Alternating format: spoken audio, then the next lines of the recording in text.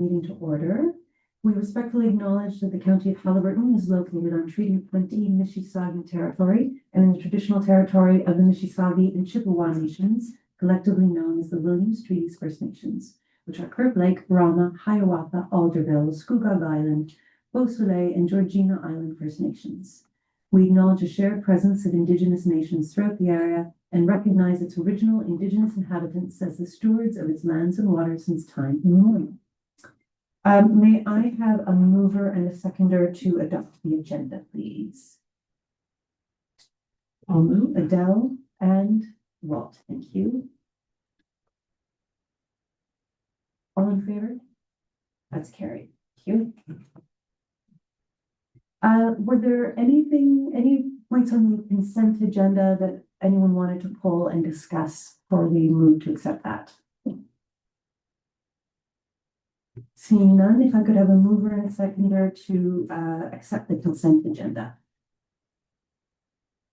Leslie and Lisa. Perfect. All in favor? That's going to be great. Financial reports. Over to you, Ms. Brown. Okay. So there's nothing particular to flag for you this month. The only note I made to myself was just to say that pay period 14 is where the grid steps are implemented. So the people who are eligible to move up a grid step, it happens on pay period 14. So I've been liaising with Sarah Human HR, and those letters are going out. So those step increases will be applied starting in the next pay period. And I'm very happy to say that we have made our hire for the temporary communications coordinator position.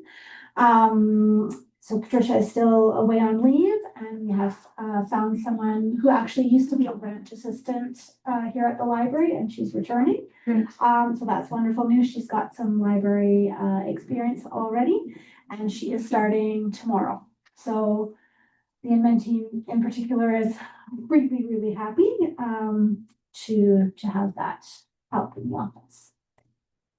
So, other than that, I don't have anything strange or unusual to report. Any questions at all about the financial report? All right, seeing none, thank you. Could I have a mover and a seconder to accept the financial report? Dell and seconder and Walt, thank you. All in favor? That is carried.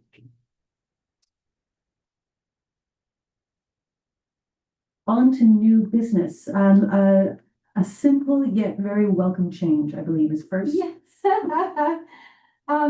So way back in a couple of years ago, 2022, 2023, the board approved the new website and branding document that we had done. Within the brand package, we had an official font that was or is Montserrat. And so it is a font that you will commonly see on our reports and policies and that type of thing.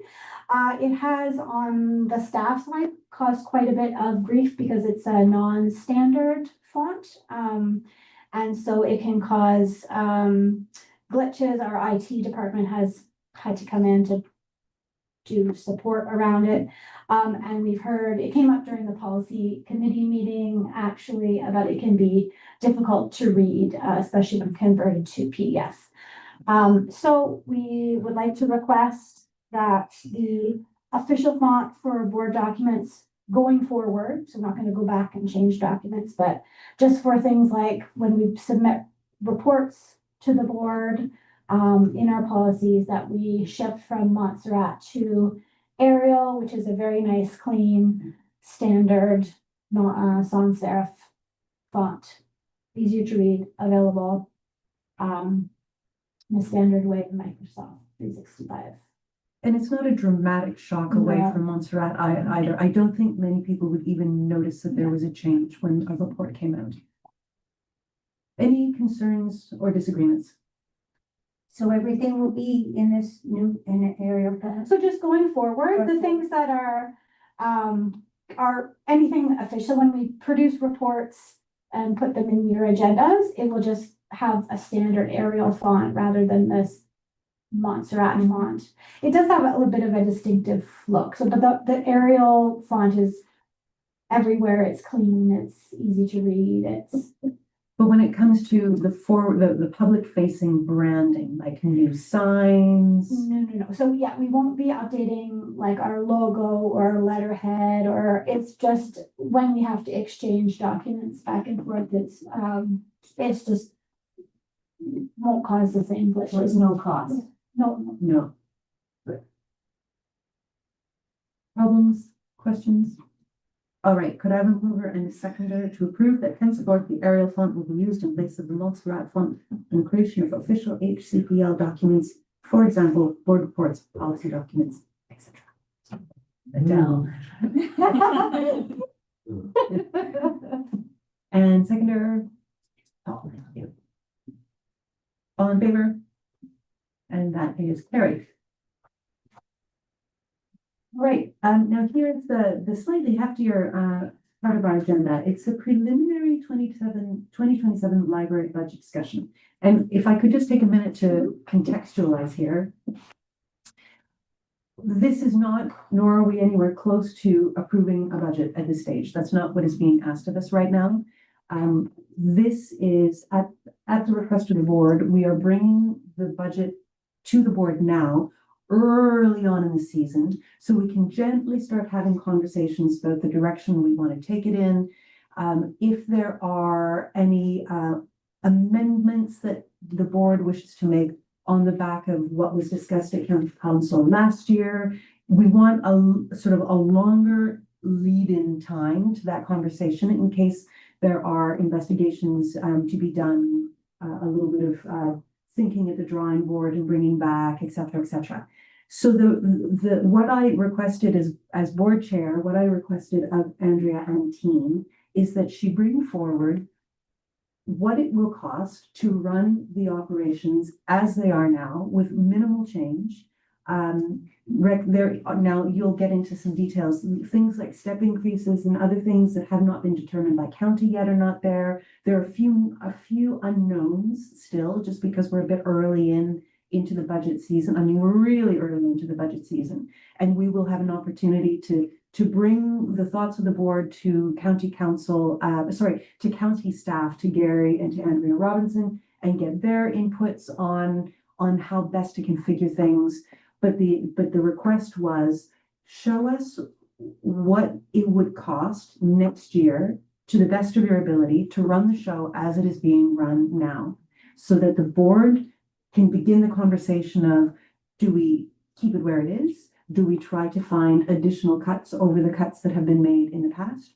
Or do we ask for an increase in the budget to try to bring it up to the level of service that we previously had in place with a fuller staff complement?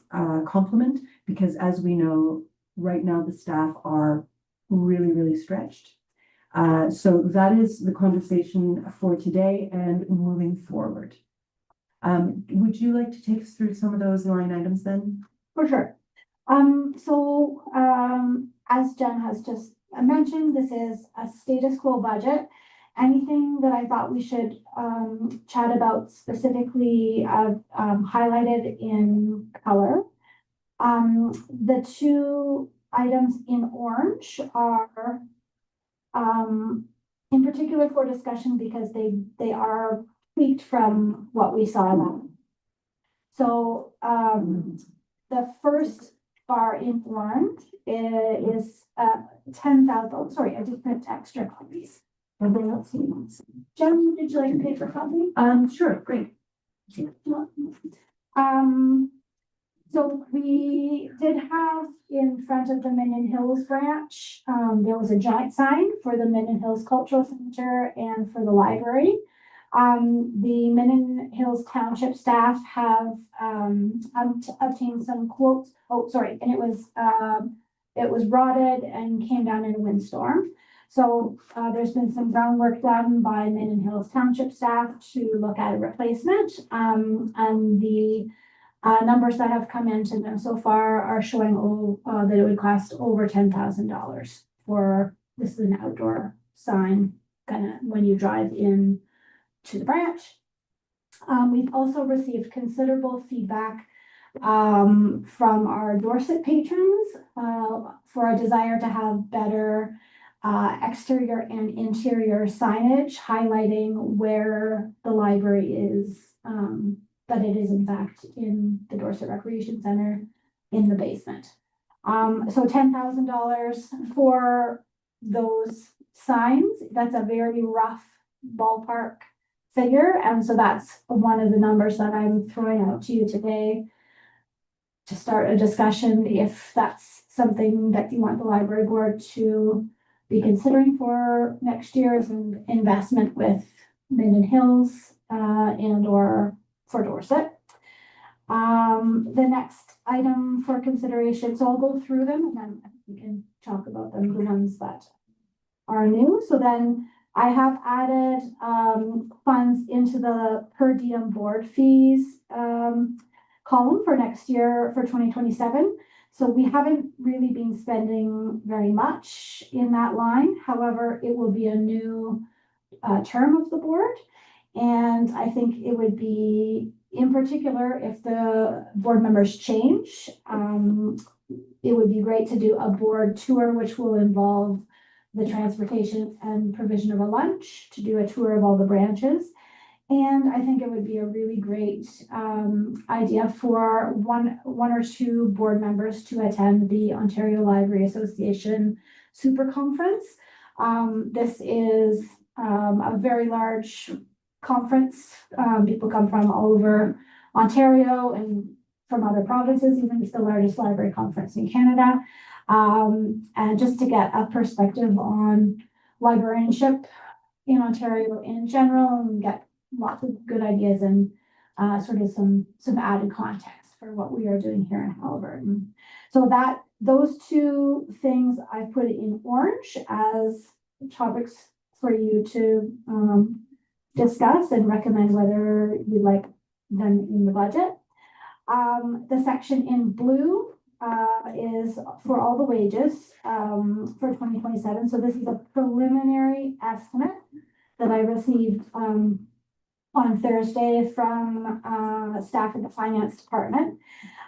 They did note that it's not a finalized number, so it is the number so far for status quo staffing. So that's no hours added, no positions added. That's just the same number of hours that we budgeted for in 2026. So in that number, the CPP, EI, WSIB, and EHT rates are based on 2026 because the 2027 rates are not yet available. The cost of living increase has been added 3.5% for 2027. So that's the same amount that for county staff. Manulife benefits have increased for 2027. The OMERS rate changes for 2027 have been adjusted, but there's the maximum pensionable earning amount for 2027 is not yet available. So that is the number so far without those little bits of information added. The other unknown factor that with respect to our 2027 wages is that there's a pay equity process that the county is required to go through. The library job descriptions are part of that evaluation process. So we have submitted all our job descriptions to Sarah Hume and AR. So any recommendations that come from the person who's contracted out or team who's contracted out to do that work, any changes, which we don't know yet, are not reflected in this number. There are some on page 2, some figures in green, items that the county provides us with the figure. It's not something that we negotiate, it's that they give us what the figure is. I've increased those figures slightly from the 2026 amounts, but the exact numbers will still be to come. So for, you know, for our auditing fees, our insurance, amortization, that type of thing. Okay, and then in terms of reserves amounts, in yellow, typically every year we transfer $6,000 into our library reserves for our capital IT purchases. So you'll see the 20,000. You'll see $6,000 transfer out, and going back to the first page for IT reserves.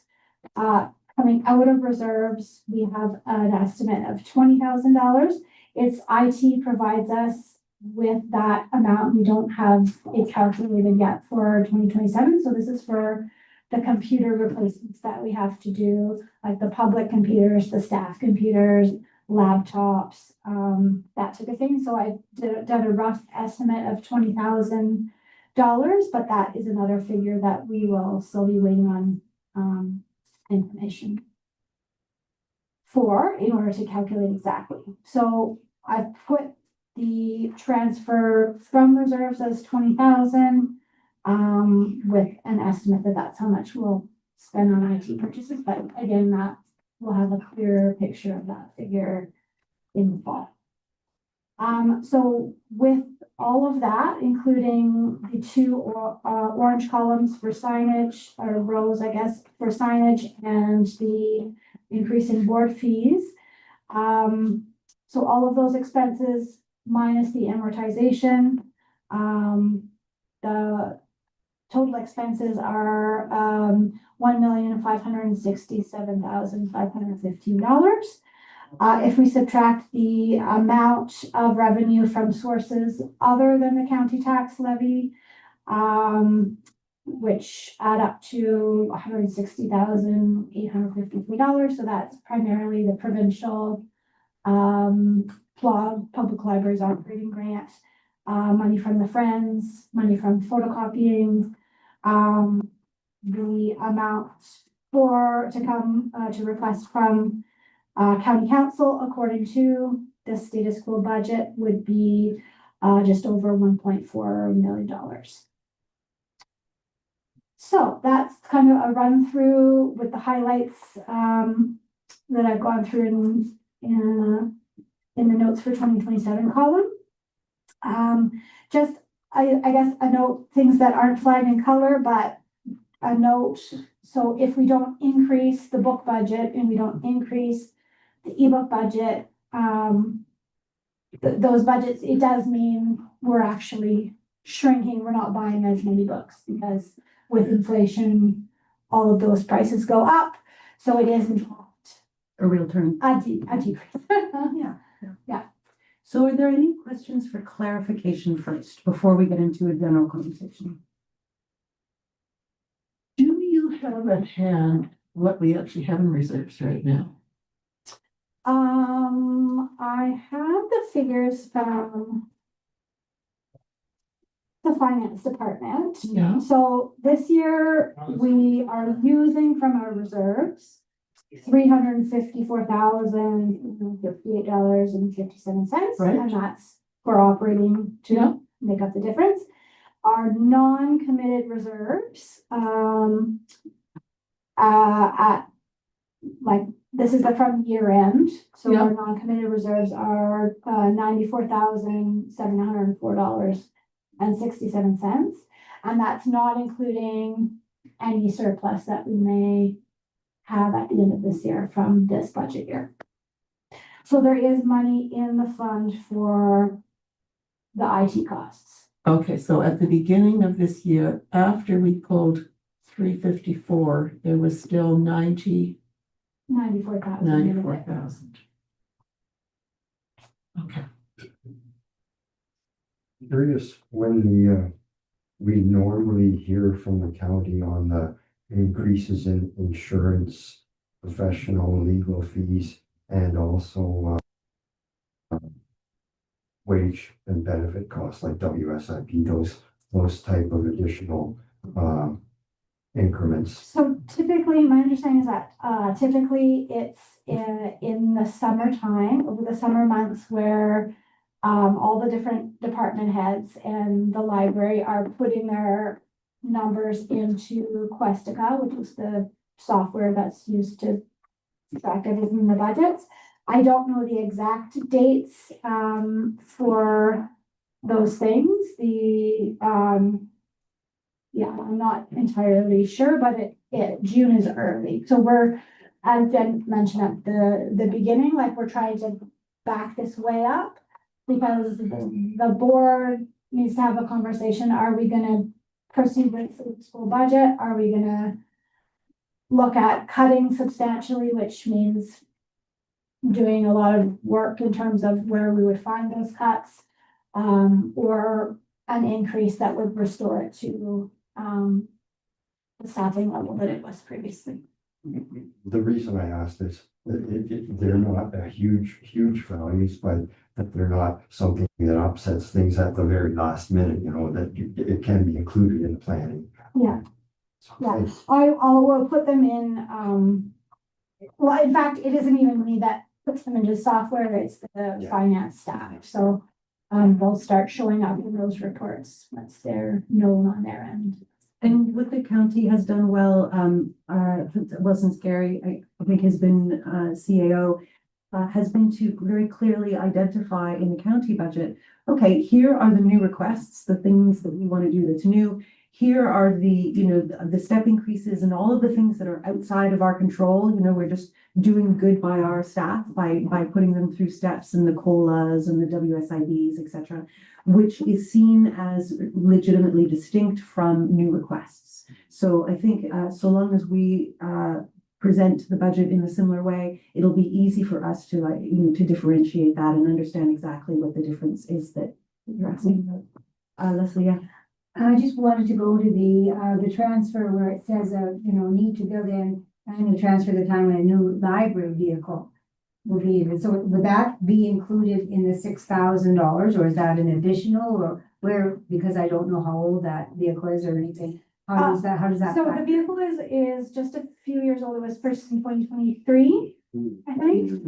And so it doesn't require a lot of, it's regular maintenance, and we've purchased a set of new tires for the winter. And but as it ages, the repairs will increase, more likely, and eventually it will need to be replaced. So it makes sense to keep that in our minds as we build the reserve, just so that when it comes time to replace the vehicle, it's not a huge amount in 1 year. So there isn't a reserve for capital expenses in that kind of way. It's just included in that. In the reserve, in the transfer to reserves. So it would be included in the $6,000. Well, the 6,000 is the amount allocated for IT Yes. reserve, but then any surplus or how it's been traditionally done in my time here is that any surplus at the end of the year is transferred into library reserves and then is used for. So there isn't a designation, I guess is what I'm trying. There's not a designated line, separate from. No. So I have a question about the 94,000 in reserves. Because our reserves have also been a catch-all for budget surpluses. And during this current budget year, the budget surpluses were brought back in to finance the current year's budget.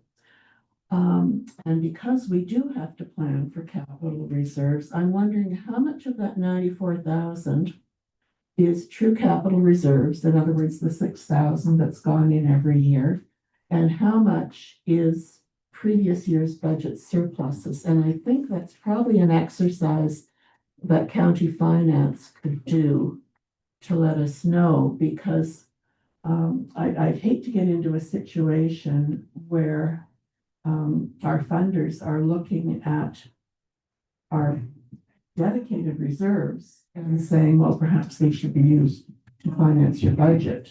I'd like to think that any planned reserves are pretty sacrosanct to be used for the purpose for which they were intended. And because we've had this multifaceted pot of money, it would be nice if we could actually have an account where budget surpluses go and an account with dedicated reserves. Right now, it all sits in 94,000, but I think it's important for the board and our funders to know what color of all that money is, especially when we're planning for next year. And as you say, we haven't, it's a good suggestion that Andrea has, we have not thought about developing a capital reserve for the next vehicle.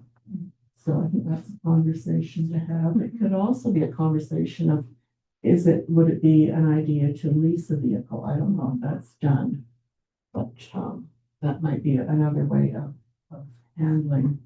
And I think it's, as long as you have a large number sitting there, Mm-hmm. it looks like it's usable. Mm-hmm. If it's not designated for anything. Mm-hmm. The number's there because of a myriad of reasons. Mm-hmm. Staff not being able to be replaced, all the rest. And then it leaves it open to, well, let's use it.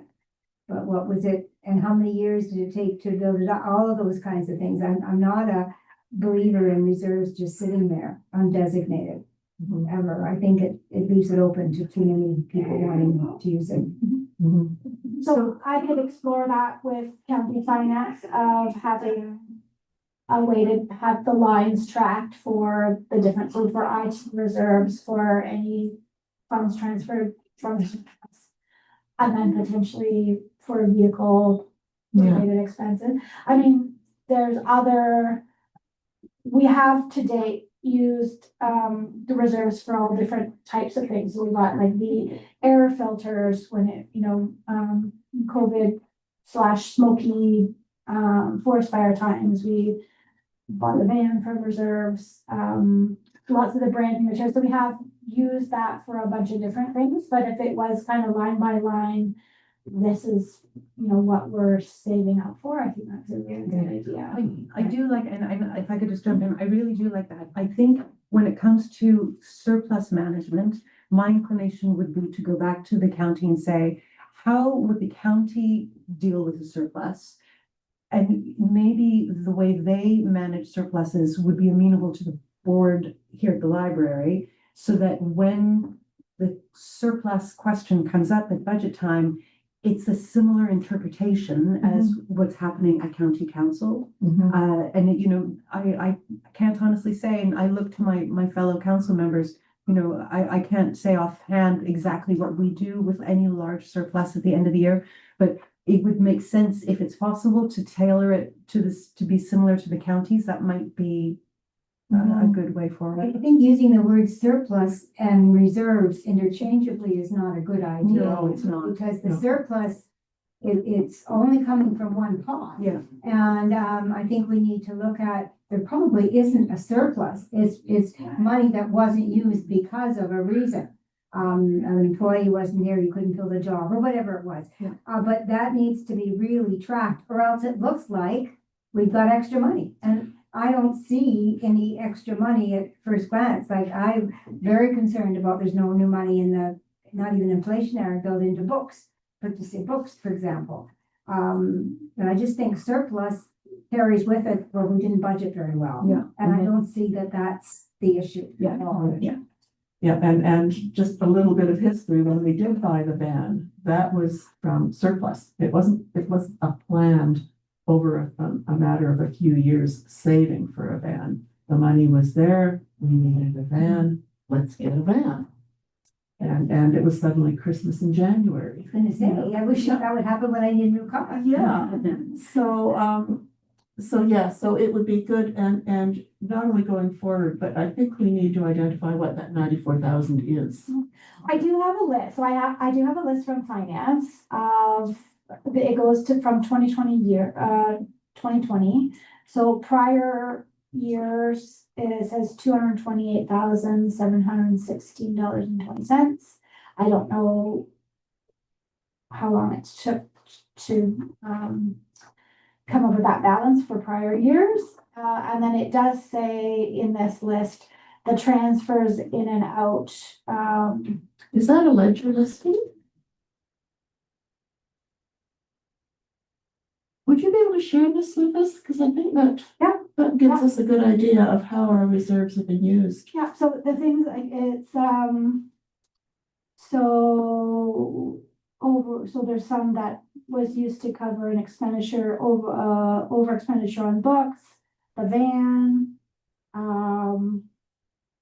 IT capital, Dorset startup costs, yeah, new computers, new copiers, so mostly IT. Yeah, that would be great if you could share that with us, and then maybe county finance could just split out that 94,000 and tell us how much is surplus and how much were transfers to reserves for specific capital projects. And the only specific capital I can think of that we've planned for is IT.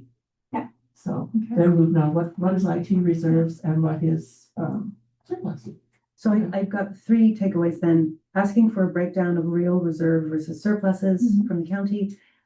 Talking to them about a surplus management plan and seeing what they do, and if bringing that back to the board to see if that would be good for the board. And then number three is to create a reserve plan. So what are we building up towards? How much does that require? So that there's a justification there, and we don't get into the scenario that Leslie is very meaningfully outlined. Any other points on that topic? Just that the reserve really jumped, looking at the budget line for transfer from reserves, and I know why it's jumped in this year. But where does it record what was actually in the reserve? Right, I I don't understand think that's on. I guess I better going from number 375 and a whole bunch of zeros. So the actual, and then the 2026 budget was that amount, but where did that come from? Is that an accumulation of these Yes. 3 years plus you talked about a number 200 and some odd? Yeah, so it's what it was from previous reserves, reserve transfers and surpluses added to that. So it's been a fund that it has been there for a long time. Yeah.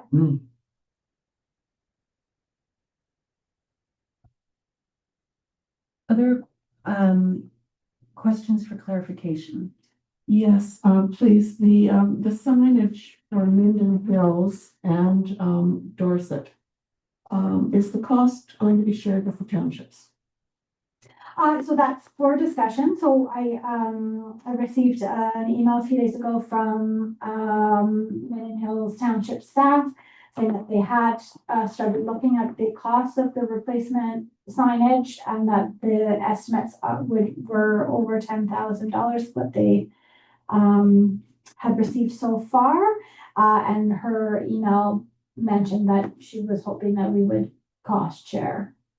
So I haven't broached this. Well, this is the first time I'm saying it to you because it's new to me. And Lisa, you're on there too. I don't know if it's been discussed at your council table or not. I missed the last part of what you said. Sorry. It's cutting in and out for some reason on me today. Sorry. We're just saying Okay. about the Minden Hills signage replacement. So the sign outside the cultural center, it had the cultural center sign and the library sign. And then it was rotting and it got knocked over in a windstorm. Yes. Candace has been investigating pricing for a replacement sign. So I think this is early and it would be part of the process for us and for. Yeah, because that wouldn't have been a budget item because obviously it wasn't expected to happen. And if it's within the budget and under a certain threshold, it's probably just being dealt with and council may be brought aware of what, was what happened or that it was being replaced, but it might not necessarily be a decision of council. So. I think my question was, is the cost going to be shared between the township of Minden Hills and the library? That would be a Treasury Department question. Oh, I would assume so. I mean, but, I mean, we can't, that's why I put on here in orange, just like to discuss, I Mhm. think. I think my, impression is that the numbers that Candace received were probably higher than anticipated, and now we have to figure out a funding model to replace the sign. I have a question that precedes the sharing, and I wonder if there's been some similar instance in the past on what the practice has been when signage is being placed, so we don't want to set a new precedent on this. We'll be continuing to do this kind of thing, but also if the signage, whatever is put in place, that it's something durable. I think the previous one was a wood pressure treated, stuck in the ground. If it's something a bit more durable, anchored in concrete, aluminum, that's going to be a much longer term, would be a better idea than repeating the same problem. I think all of that is still to be just explored. We're in early days, and I spoke to Angie at Algonquin Highlands.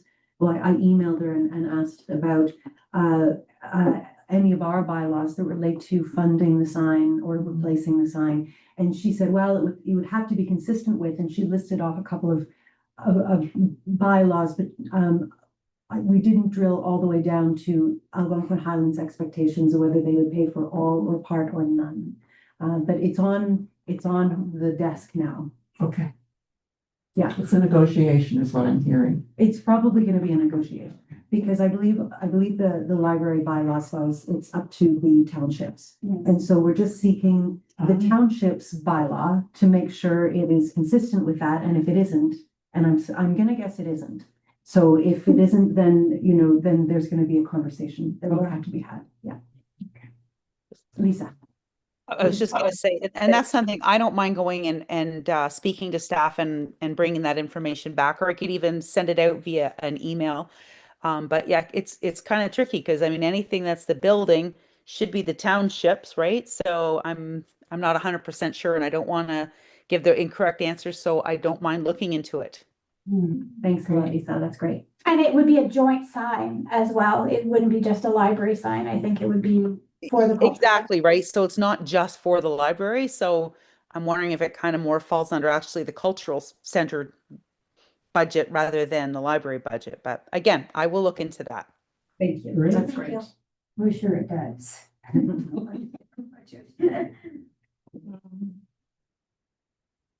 More clarifying question? I see wheels turning to my left. Oh, dear. Yeah, no, just not enough the opportunity to ask questions.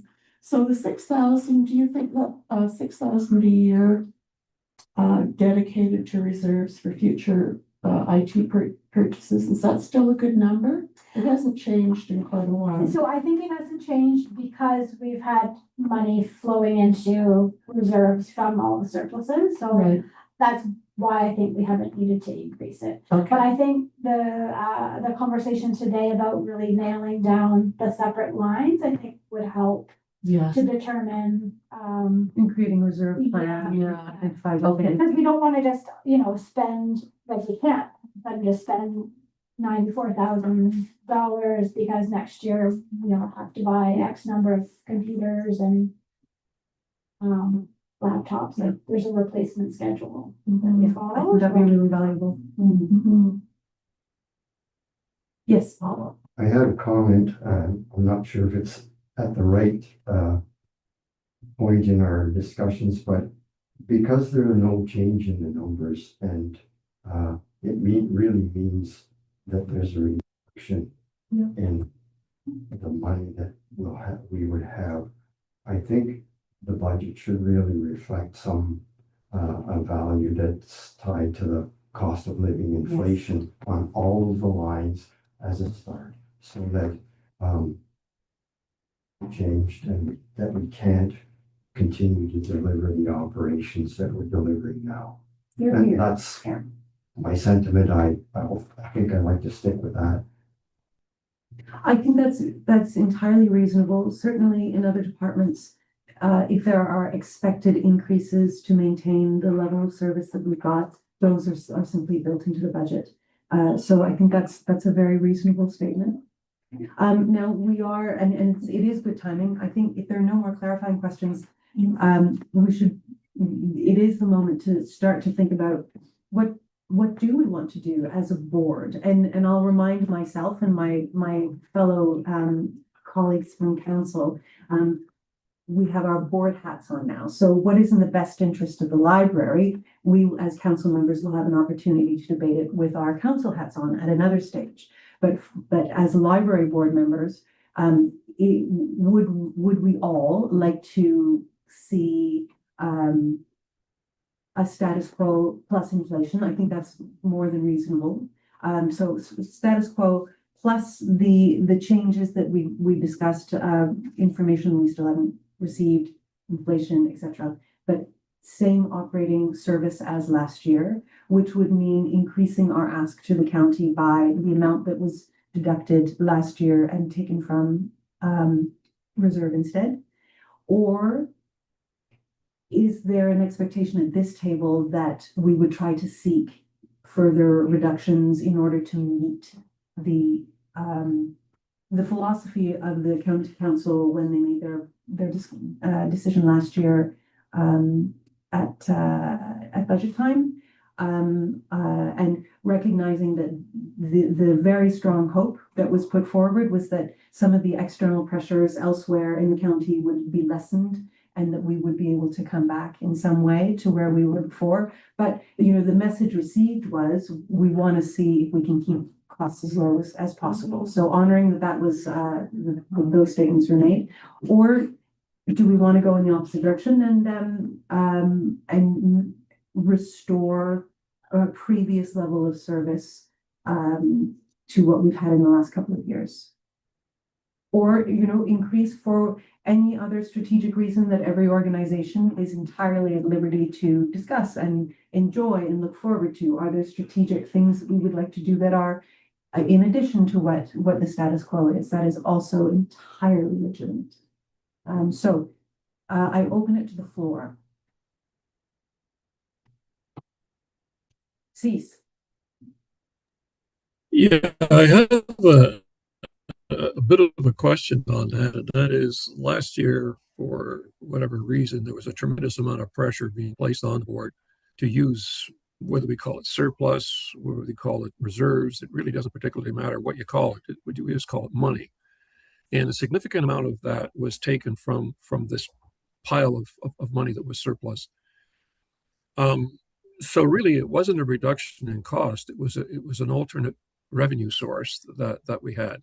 So when we start looking at how much money we're going to be asking for from the county, I think it's important that we understand what our costs are. And that is to say, we can't ask for what we asked for last year because we're $300,000 less with the amount of money that we have. So consequently, you got to add that back in and then determine from that new number, which was the original number before they pulled from our reserves, is there any place there that we can save? Because if the answer to that is yes, then we should pursue it. And if the answer to that is no, then our ask for the following year is going to be a whole lot higher because there's no place to get the alternate money. Right.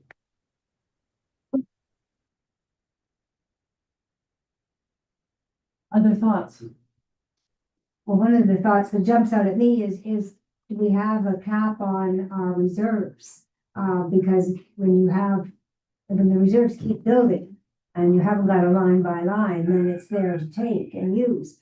So if we, for example, if we decided no more than $100,000 would be in a reserve and the rest would go into actual expenditures in that year, it might be more feasible than just looking at number, because how do you recoup that amount of money, 300 and some odd thousand 1 year? That's going to be very difficult to come from any budget. So I guess I'm looking at yes, of course, you want to start from what the expectation was initially before the reserves were used, but the reserves, in my estimation, shouldn't ever get that large again. Mhm. Yeah, and that's a very good question for a reserve plan. And what would our cap be? What would we be putting towards? And then, you know, what happens to anything that comes in surplus to that? Yeah. So Yes. that reinforces the prior discussion about identifying the Mhm, it needs, does. the reserve needs. Right. So that's essential to being able to. Yeah. Mhm. And what I think where I like to see this board get to is that we have planned reserves and that we're planful in Mhm. creating those reserves. And I really think, in all fairness to the taxpayers, if we end up at the end of the year with a budget surplus, I think that surplus should help fund the next year's budget. Operations. And that's what we didn't do for years. We just kept stocking it away. But I mean, I'm a taxpayer as well, so if we ended up with a budget surplus of $50,000, totally unplanned, but you know, through staff gapping or whatever, I think it's only fair. That's the taxpayers' money, and that specific money could certainly be used to fund the next year's budget. Yeah. But of course, I can't see, I mean, we wouldn't be operating with due diligence if we used planned reserves to finance the Yeah. budget. Yeah, no, those are different, and the county gets that. Yeah, Absolutely. yeah, but I think we should, I don't think we should be just accumulating surpluses anymore for no good reason. I'm just gonna go to Cease real quick. Yeah. Cease? Yeah, I think the idea of putting a cap on whatever we want to call this, surplus, reserve, it doesn't really matter what the title is. It's a number. And so if we decide that we're going to say that, I don't know, pick a number. I'm going to pick $100,000. We can make it any number we want. It doesn't really matter. What matters is that it does not go above that number. And anything above that number is treated as, I'm not sure what the right way of taking it, because technically it's not revenue, but on the other hand, it is what it is. But it doesn't change the expenses. The expenses are what the expenses are. So if we get $100,000, and then let's say we have $70,000 or $80,000 in surplus, it's not going to change the price that we pay for ebooks. It's not going to change the price that we do for anything, because those numbers are there. If we have to pay payroll, if we have to do whatever we have to do, then those numbers are hard numbers. And the only way to change those is to really look at how we operate. And if we do that, then we have to decide what are we not going to do that we're currently doing, because there is no alternative way of paying for it. The other only way to do it is to go back to county council and say, listen, we were able to make up, let's again, make the numbers round. So we took $300,000 out of reserve last year. That didn't change our operating costs. It merely changed our revenue source. And so now we're able to only find $100,000. So now the question becomes, there's now a net differential of $200,000. So where does that come from? And if the answer to that is in cost cutting, I think we're going to have a really great opportunity here to just look like I don't know what we're going to do, because I don't think we can cut $200,000 out of our operating budget. I think we're going to have to look at it from the point of view, because again, county council's point was that there were costs incurred in the 2026 budget that hopefully would not be there in 2027. And the word was hopefully. Well, what if they are? Now what? Now we're going to end up folding up shop here, and that's what scares the heck out of me. Lisa, I don't want to put you on the spot, but I see your wheels just firing. Yeah, they are. I agree with what Adele said, and as a steward of the money that comes into the municipality as well as the county, surpluses should be used as they are.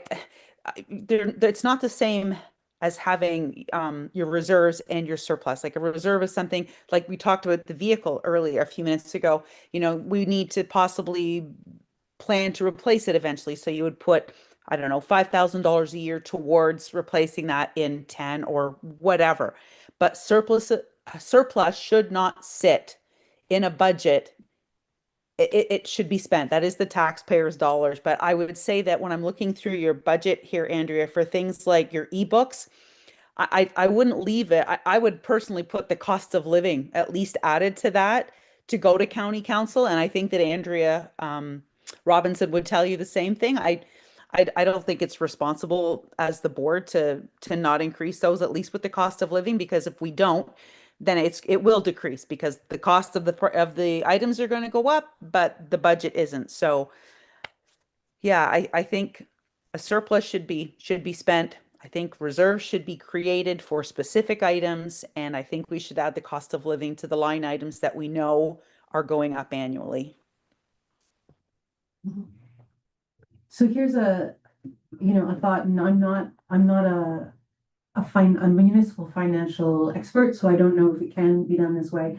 My concern would be on those years where we've got a lot of reserves, if that goes back into operations for next year, it is reducing the ask to the council for that year. And then when the next year happens, we're looking at another increase that isn't reflective of the actual increased operating costs of the library. So we may always be in this position of taking away from the levy because we don't have to ask for that much, and then having to reinsert it the way that we are now. So an idea that I have, not being a municipal financial expert, is, if we came up with a more or less a set realistic budget that would be copied year on year, plus inflation, cost of living, etc., so that there is a consistency in the ask to county council.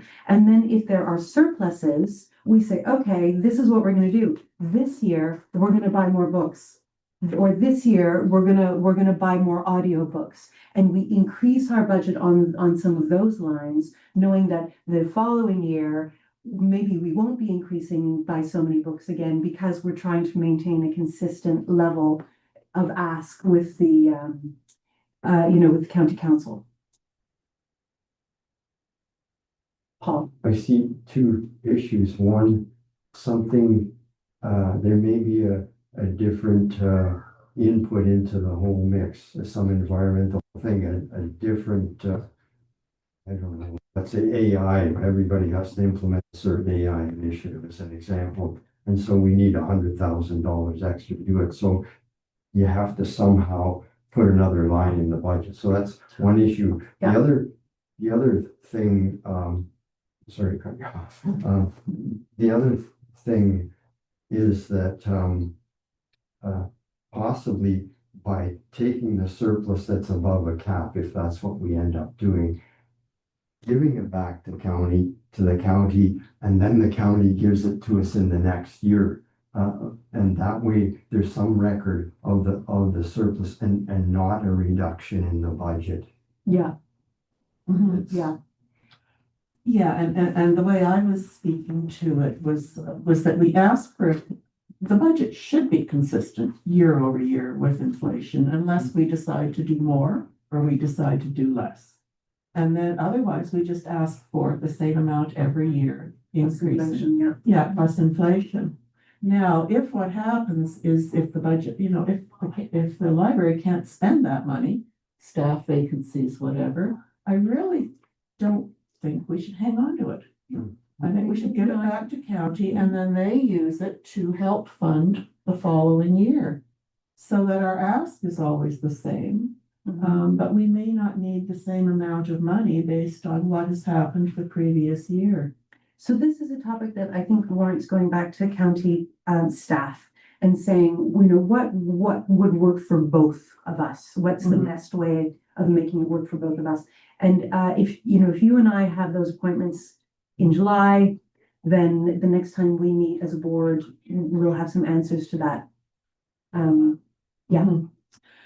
Yeah, and if I could just speak to that, I mean, and it also, like the way I feel would also, I would also apply to county departments, like if the roads department had a budget and they couldn't get the roads done, all the roads done that year, would they hang on to that money or would they give it back to county and county would then make a new decision on what to do with that surplus the following year?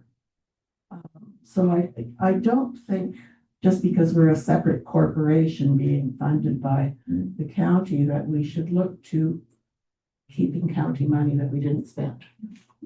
I'm hearing a lot of consistency there, which is great. Cease.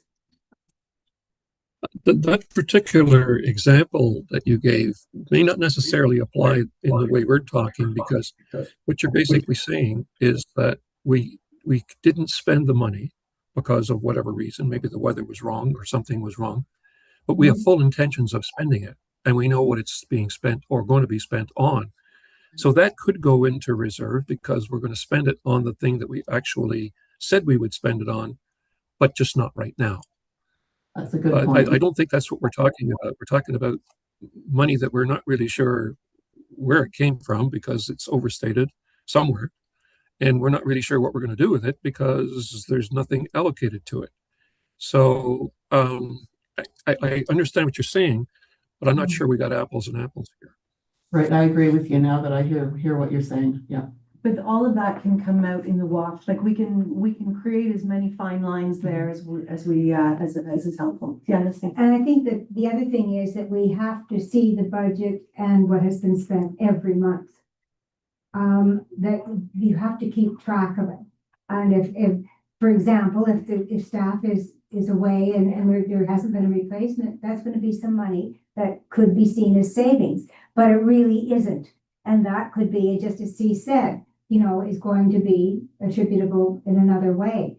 But you have that, to me, it means that the budget has to be looked at very regularly. Because otherwise, when you end up with a lot of money, particularly when it's been carried over for a long time, some amounts, and they were pretty large some years, that, nobody remembers what or when or how that money was at. And it does get used, not the way you necessarily want it to be. So when Andrea brings the financial reports to the board, maybe once a quarter, we can add just a little line item on that to say, where are we with surpluses? Just so we've got Where are we with actual expenditures? That's right. Given what we thought was going to be spent on. But I do see that column every month, the percentage of the budget spent, the last column. but we don't draw out the surplus question as a topic of conversation. Yeah. That's what I mean. Yeah. So the information is there, but we're not looking at it through that lens. There is definitely a delay in when things are spent and when they show up in the monthly report that I give each time, because we purchase a lot of things on credit cards and then it doesn't, we have to pay the credit card and then county finance has to go to code it all. So I agree quarterly, it's a good idea, but I just with the caveat that It won't be real. it's not up to the minute information. But you will know what you spent it on. For example, we bought $10,000 worth of books, but we won't see it for 2 or 3 months. So that, that I think some of those fixed are easier to see, but it's not so easy to see where wages and benefits and all of those, because you haven't had perhaps a full complement of staff or a sign hasn't been paid for or whatever. But I know it's a lot of tracking to do, but since we know there's 94,000 in surplus right now, and we're going to find out all about it, then we will have a tracking for that. I don't know if that number changes. And I think the big numbers should be the ones that concern us, whether we've overspent or underspent another account by $500 isn't going to make that much difference, but it's wages, it's really the wages and benefits that can, that you can't really recover from. If you're underspending wages, you can't, you know, then we have to have a plan. Like I'm looking right now, I just took that 365 that we've actually spent in wages over 5 months. And if I divide our budget by 12 and multiply by 5, we should have spent 384. So there is a bit of gapping already, for example, just on that. And I think if we just look after the big numbers, the little ones, we can't go too far wrong on the little ones. So, Well, again, I'm hearing a lot of Yeah. consistency, and that's really great. I think we've got our marching orders in terms of what to bring back to you next meeting. So back to our more philosophical question, I wonder what the appetite is for, so far we talked about us presenting a status quo budget with a surplus / reserve plan plus inflation built in, etc. Is there appetite at the table to look at more cuts? And or is there appetite at the table to increase the budget to restore some staff levels where perhaps there has been a pinch that has never been relieved, or to do alternative things that we haven't talked about in financial terms, but we would like to see for the library. And I'm not saying we need to identify all those things now, but are people happy working towards a status quo budget, or would like to go in one direction or another direction instead? I think we have to add in at least, and I don't know what the average price of, for example, books is, but it may be more than inflation. I would assume it is. But I just would like to see that added in. And if that's a status quo, then that would be my idea of a status quo, that we are increasing. Because if some of it is replacement, some of it is new, and all the rest that we have to, or in 5 years, what have we got? We talk about IT replacement, we talk about the van replacement, but we haven't talked about books. And I guess that's where my love is, at the very bottom. So I guess that I would want to see us look A at real time. a real substantial amount, because when you look across the years that are here, for example, if you just looked at books, we've been up and down and up and down, and I don't think that should be happening. I think we should be, always up. But I would agree with you. I think with those alterations, we're still talking about a status quo budget, but a real life status quo budget rather than one that actually is in real terms diminishing over time. Okay. What about some of the larger cuts or increases, or are you happy with the status quo submission?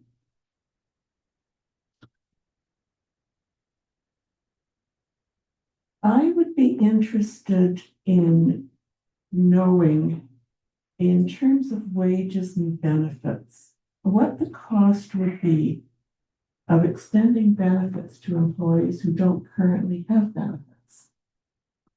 And I understand there's quite a few staff who have no benefits other than those mandated by employment law.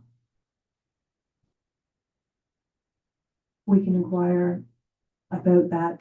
I think we would need more parameters, because I would love that, the staff would love that, but that's way more money. So that. Well, see that, and that's what I'd like to know is define way more, and I think we need that number, because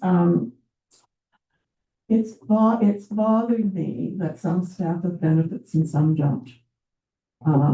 And I know that to be the case. And I know when I was running a company years ago, everybody had benefits.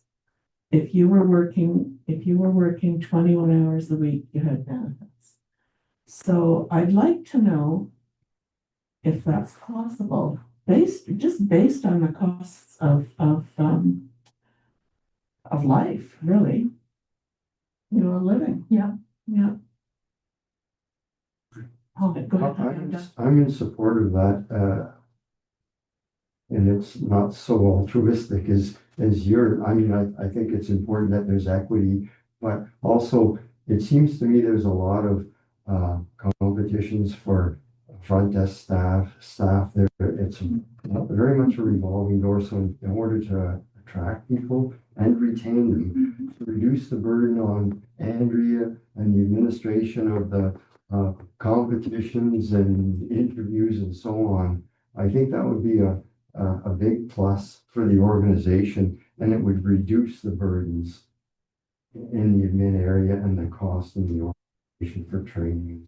Mhm. So I think it's well worth pursuing that. Mhm. Hey, if we were going to increase anything, that's what I'd like to see increased.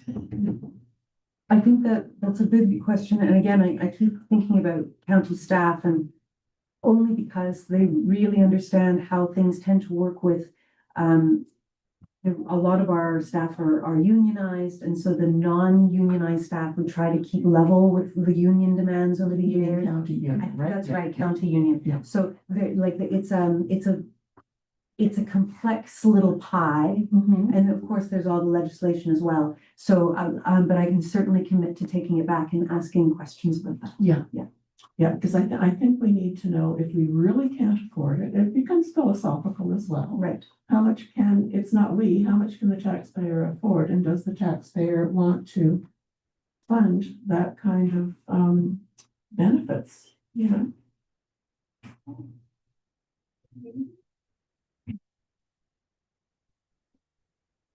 Other thoughts from board members? So it sounds like a status quo submission, and we're early, I mean, it's early days, Yeah. but in terms of where we work from here, it sounds status quo plus the appropriate amendments, and then requesting information on benefits, which would probably have an impact, but we'll find that information and bring it back to the board. Yeah. Is that a fair summary? Mhm. Mm. I think we'll all find out it's probably not that early either. No. It's Yeah. gonna go fast. By that, I just mean, Yeah. we're not deciding today. No. We're just, Yeah. Yeah. Yeah. Well, thank you for organizing this discussion. well, Yeah. thanks, to this team Yeah. for putting the numbers together and in Yeah. good time. Yeah. Any other thoughts from, colleagues on screen? Okay, Oh, see, cease. I just have, like I say, my concern is always the same, and that is the drain of what we have to come up with. And then, of course, you've got the revenue that supports that drain.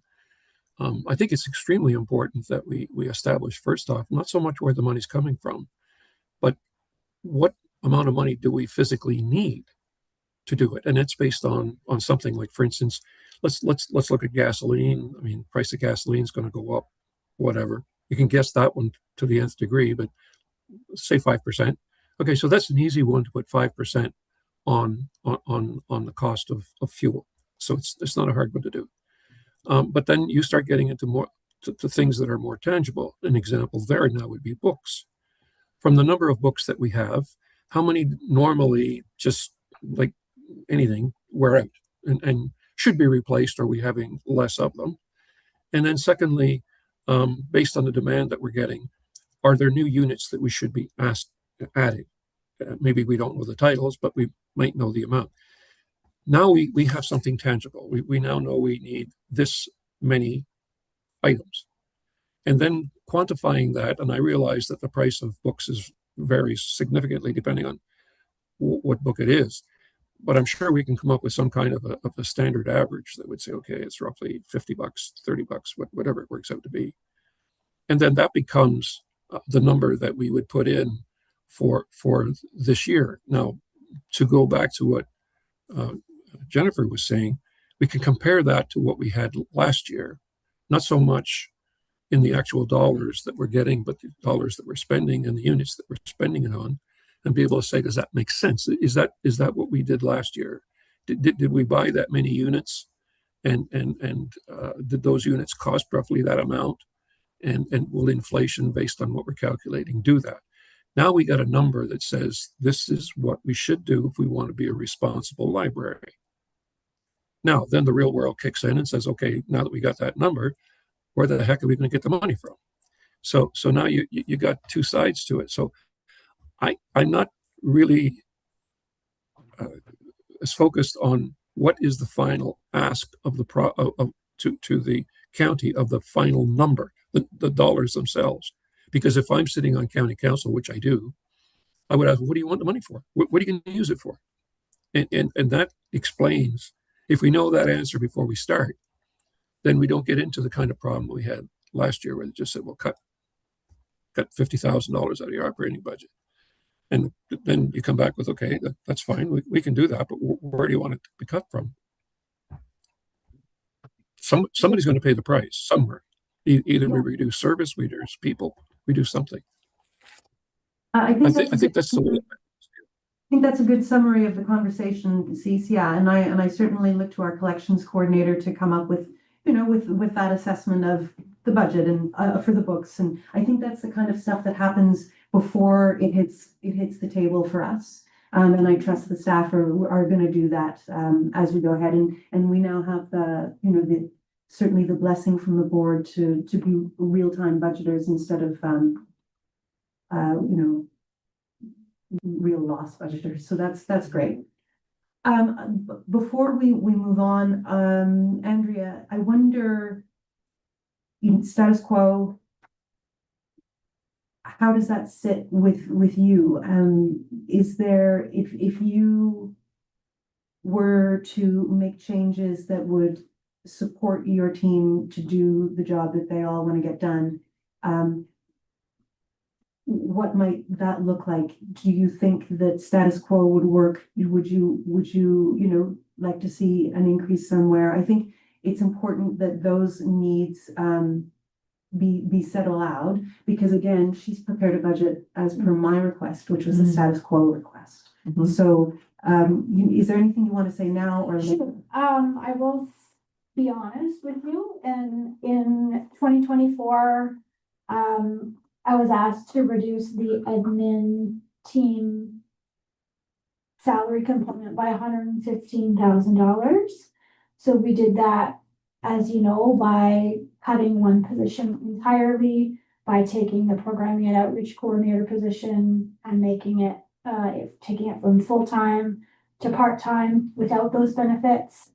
I work fewer hours. I have to take a day off unpaid every pay period, as does Caitlin.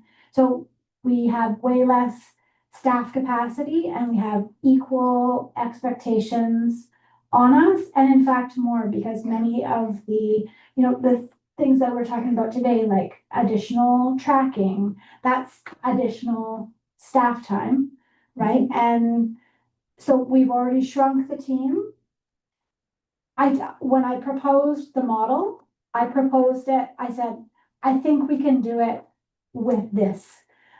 However, since then, we have consistently been down a person for various reasons, and we can't do it in that model when we're down a person. Like we are overextended. And so I think whenever there's a request from the board, adding administrative responsibilities and requests, there needs to be the recognition of the staffing that needs to do that work. So to answer your question, would really love to see the programming and outreach coordinator position that was cut be reinstated to a full-time position with benefits, dental and health and all the rest of it, vacation time. I absolutely love Adele's suggestion of providing benefits and for staff. I would love to see that. I think it's very expensive, but I think that would help with staff retention, having more consistency of people working the same hours, and I think it's a great idea. We'll have to cost that out. And as well for reinstating either through the marketing and communications coordinator position, adding hours to that or having some sort of admin support role. I would love to see the team back to where it was previously. But that all comes with a cost. So So are you down a 0.5 or are you down a whole person? That's what I'm, more than that. So we're down one whole FTE. Where two of us have worked 10% less. And another position went from full-time to part-time. So we're down, and then plus we have had, for different reasons, someone missing from the team. yes. So we're down like 2.5 people essentially. But you haven't planned to be, No, we no, haven't. so in terms of budget, you're down 1.2. From 2 More than years that, ago. because it's Shauna, the programming average, and so Yeah, 1.5. So when you built this figure, you built it on that, the person that you're down mhm. Used. being full-time. So it's, you built it on, So no, so this budget is the current configuration. yes, But with, including the person who's on leave. yes, I understand that, but it is the way it should be. Well. That's debatable. The way it was to be, but somebody's been on it. Well, it's the way that it is supposed to be for this year, Yes, not the way it was but in before. 2024, you were 1 point, how many more people? 1.5. 1.5. So they were 1.5 up. And then in June, I think, was it 2023 or 2024? It was, there was a proposal put forward, approved by the board to tighten that. Okay. And then this budget is based on the tightened Yes, version. I understand that. Yeah. Oh, You were going to say something. no, I'd like to hear what you have. Well, I did make a statement earlier about the status quo and the percentage for cost of living or inflation or whatever, but I do recognize the extra burdens on the staff, the admin,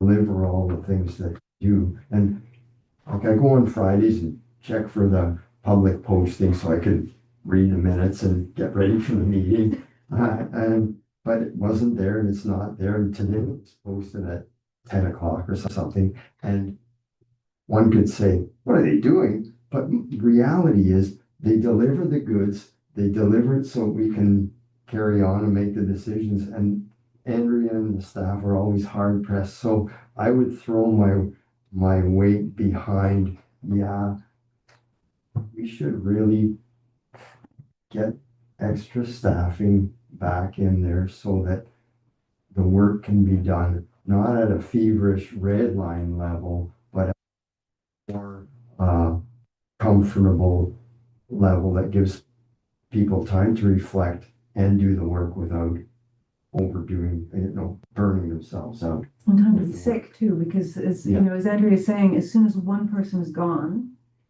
for even just a few days, the system is no longer able to cope. Yeah.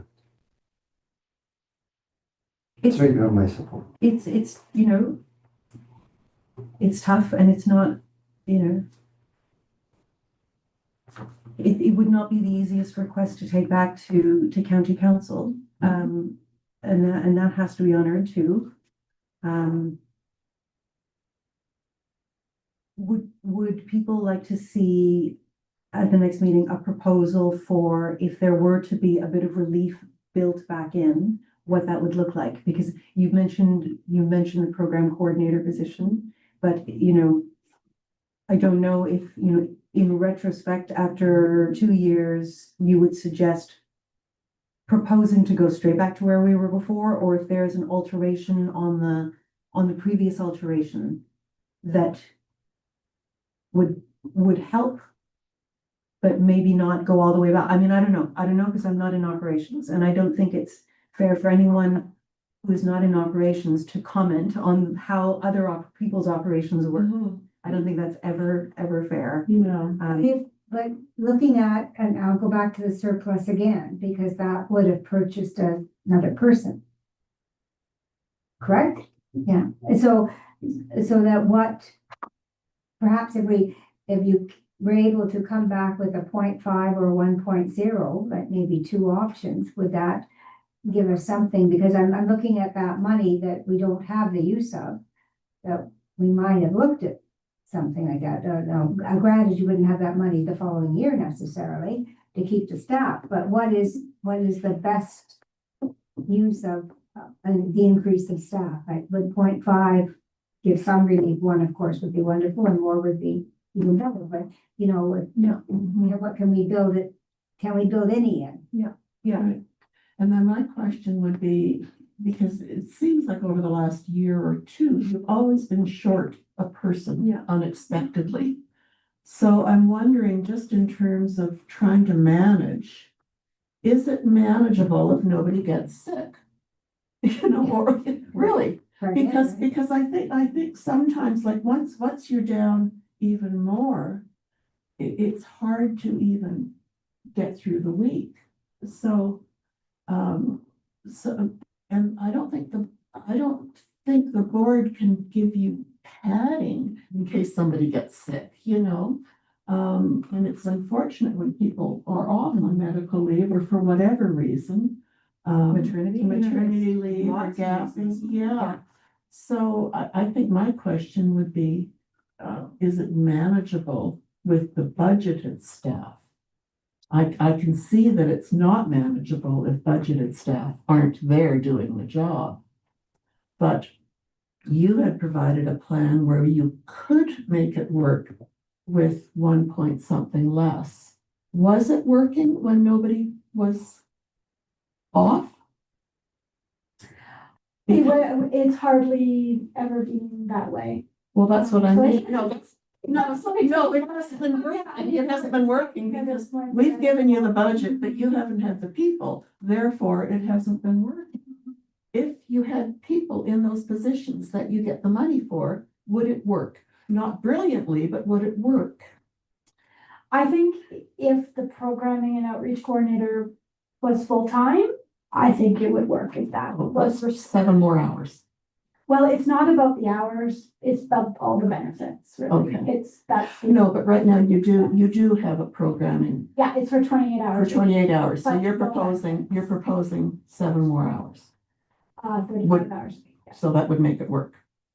I mean, I think so, That would if relieve it everybody a is little bit. there. Yeah. But it's not just those hours. No, I know, but I'm just talking about quantifying the hours, not the dollars. Not the dollars, but Yeah. what would make it Yeah. work in terms of configuration. Yeah, because I can see how things go really sideways when you don't have the people that you budget for, but if this plan that we developed in 2024 was manageable, if you had all the people, is it still manageable if you have all the people?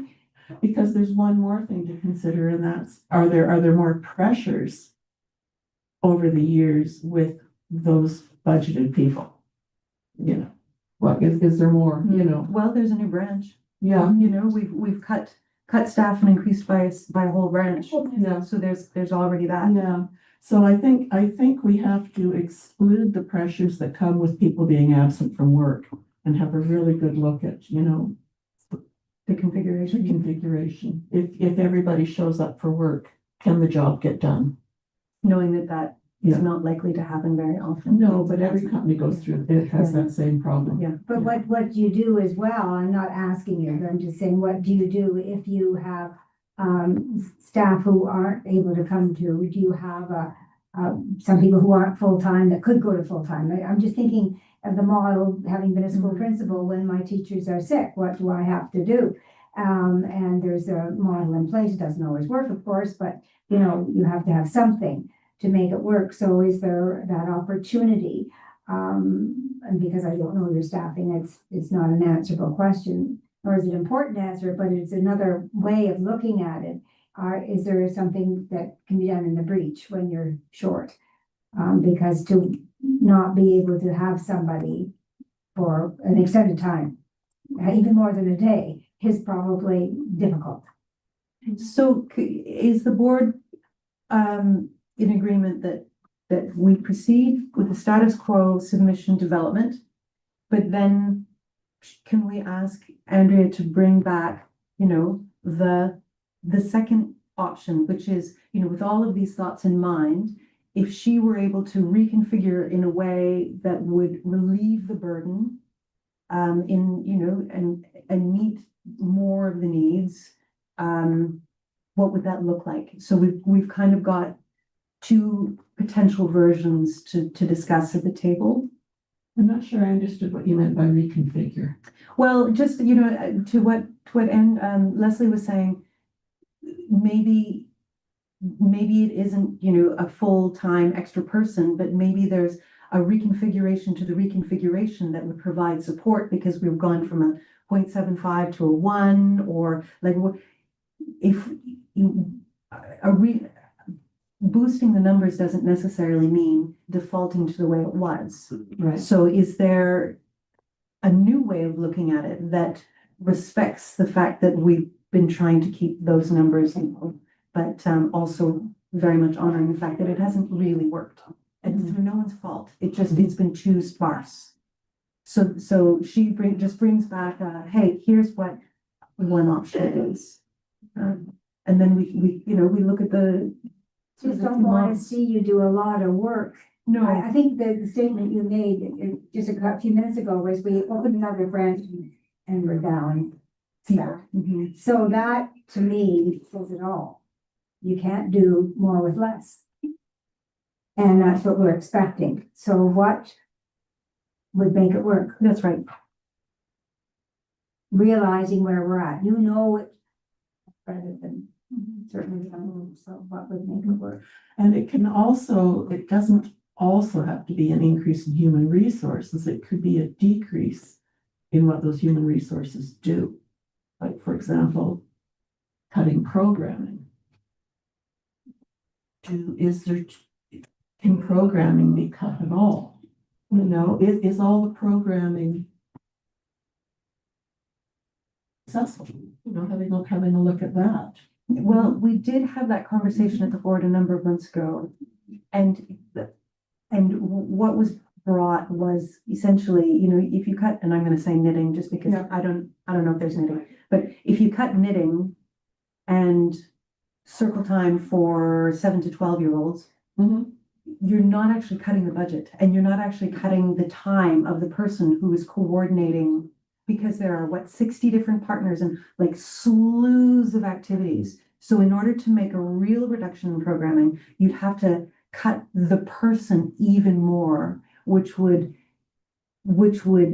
end the fulcrum of the relationship between the library and the community and all that can happen because of that fulcrum that person offers. Right. Well, I was hearing that they wanted to increase programming coordinator by 7 hours, which to me meant that there was some pressure on producing those programs. So It's the coordination, because the position, it involves coordinating a massive amount With of external partners. different people. yeah, so that's why I was talking about maybe less programming, which is less coordination, which is, you see what I mean? So that I think the only realization of a reduction in budget, like that would matter, would be if that was accompanied by a reduction in hours of that person. So if we keep and I'm speaking for you, and I'm sorry, but it sounds like from my conversations with Andrea, if we keep a 0.75 on programming, the only reduction in budget would be if we put it down to like a 0.5. So you're not reducing the pressure on the person, you'd be reducing the person. Right. But I started this because they wanted to increase from 0.8 to a 1 FTE. And I thought that was because there was too much programming work to do. There's a demand for the programming too. Okay, so that's my question, like, is there a real demand for all those programs, or are they all successful? Are they all within the mandate of what a library should be doing? are you doing perhaps something that should be happening in the schools? You know, it's, you know, Well, if we look at our strategic plan, I would say, yeah, yeah, because the library is now one of the primary sources of social engagement and interaction and safety and connection and all sorts of activities. That, like, it is the I library. agree. I agree. And it costs money to do that. Yeah, But it's free for huge. yeah. You know, when I think about as a school principal, the importance of our local library. I mean, it just, I can't, and we had a library in the school, a fine library, Yeah. but you cannot measure it, particularly with kids. We know we have a needy community. I don't think we can look at cutting anything. I really don't. I think that if moving to a full-time would ease some of the pressure, then I think we should look at it. I think we really should. Good. Well, that's the conversation I want to Yeah, have. yeah. It's like we need to identify and speak out about how important it is. So that when I bring up cutting, I'm really glad that I'm getting all this pushback. Yeah. No, Well, yes, Yeah. because we have to, you know, we have to feel, it can't be just, well, it would be nice if we could go to another FTE. If we can't afford that, what can we afford? yeah, yeah, I think that, in my view, if we are asked to make reductions, if we come up with a plan here, but, depending on what the county council, the new council decides, if we are making reductions, it would be, I would not reduce programming at all. It would have to be reducing the collection and staff reductions, which would mean hours, branch hours, lessons or branches closed. Really, those are the two areas that we would need to be looking at in terms of if we need to make reductions that would not support any programming. good.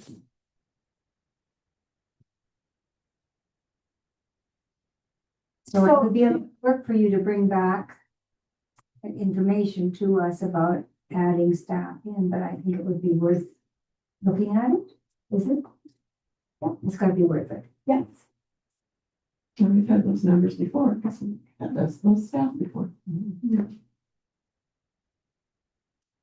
Other thoughts? Okay. All right, so there's some homework to be done with county staff and reserves and surplus management and what that kind of plan would look like. Andrea is going to go back and think about, you know, if there is a reconfiguration that would soothe the constraints that they've been facing, that wouldn't blow our budget, because obviously she's very aware that we're not looking to increase by $1 million.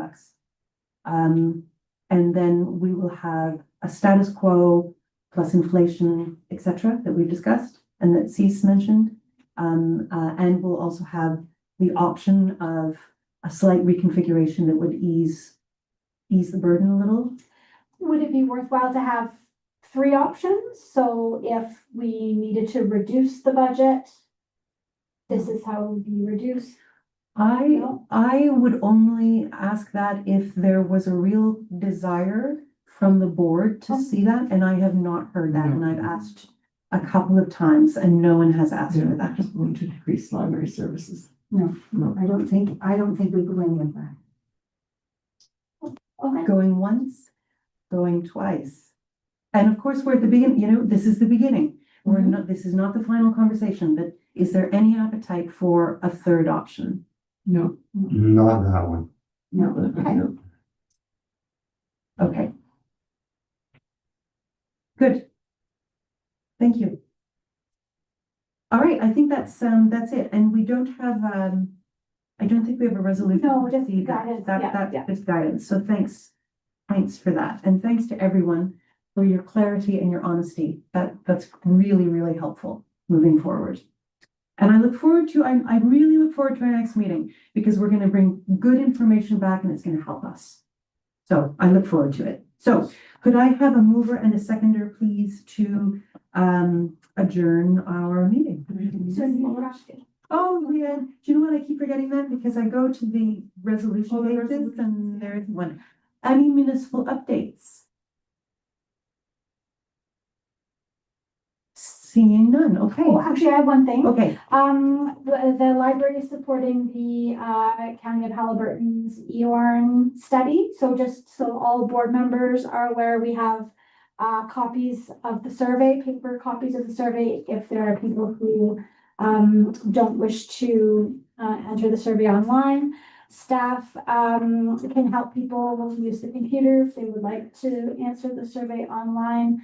We're helping to promote it. We have posters in the branches and the one pager where people can take the page away with the QR code to the survey. And we'll be having a staff session on June 19th to provide your with feedback from I libraries. heard you now too. Okay. Yeah. nice. Anything else? All right.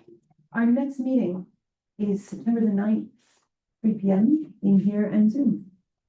Lots of information to share, so bring your popcorn. Why do we not meet during, just a question, why do we not meet during this? I think tradition. Tradition, but also activity in our library swells in the Oh, I summer. know. So we go from quieter